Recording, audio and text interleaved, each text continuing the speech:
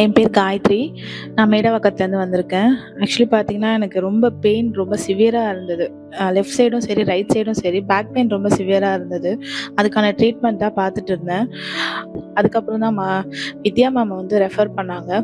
இவரு Deepak sir, ortho Deepak sir தான் refer பண்ணாரு. "நீங்க வித்யா மேம் போய் பாருங்க" அப்படின்னு சொல்லிட்டு. வித்யா மேம் வந்து பார்த்தேன். ஃபர்ஸ்ட் டே நான் ரொம்ப நடக்க முடியாம வந்தேன். எங்க டாடி தான் என்ன ஹோல்ட் பண்ணி என்ன நிக்க வச்சிருந்தாரு. அந்த அளவுக்கு எனக்கு பெயின் அதிகமா இருந்தது. கால கூட என்னால கீழ வைக்க முடியாத அளவுக்கு எனக்கு பெயின் அதிகமா இருந்தது. எல்லாருமே பார்த்தாங்க ஹாஸ்பிட்டல்ல நான் எந்த ஸ்டேஜ்ல இருந்தேன்னு சொல்லிட்டு. மேம் கிட்ட வந்தேன். ஃபர்ஸ்ட் டே வந்து எனக்கு ரொம்ப, அதாவது டாக்டருக்கும் மேல ஒரு ஃப்ரெண்டா அவங்க என்கிட்ட வந்து பேசினது எனக்கு ரொம்ப நிஜமா ரொம்ப புடிச்சிருந்தது. எந்த டாக்டரும் இப்படி பண்ணுவாங்களான்னு எனக்கு தெரியல. நல்லா ஹக் பண்ணி, "உனக்கு சரியாயிடும், நான் பார்த்துக்கிறேன்." என்னோட லெக் எல்லாம் அவங்க புடிச்சு என்ன மேலலாம் உட்கார வச்சாங்க. அவங்க பார்த்துக்கிட்டது நிஜமா எனக்கு ரொம்ப மேபி அவங்க எனக்கு அந்த மாதிரி ஒரு எப்படி சொல்றது, பார்த்து கேர் எடுத்ததுனால தான் எனக்கு சீக்கிரமா குணமாச்சா கூட நான் நினைக்கிறேன். அந்த அளவுக்கு எனக்கு கேர் எடுத்து பார்த்துக்கிட்டாங்க.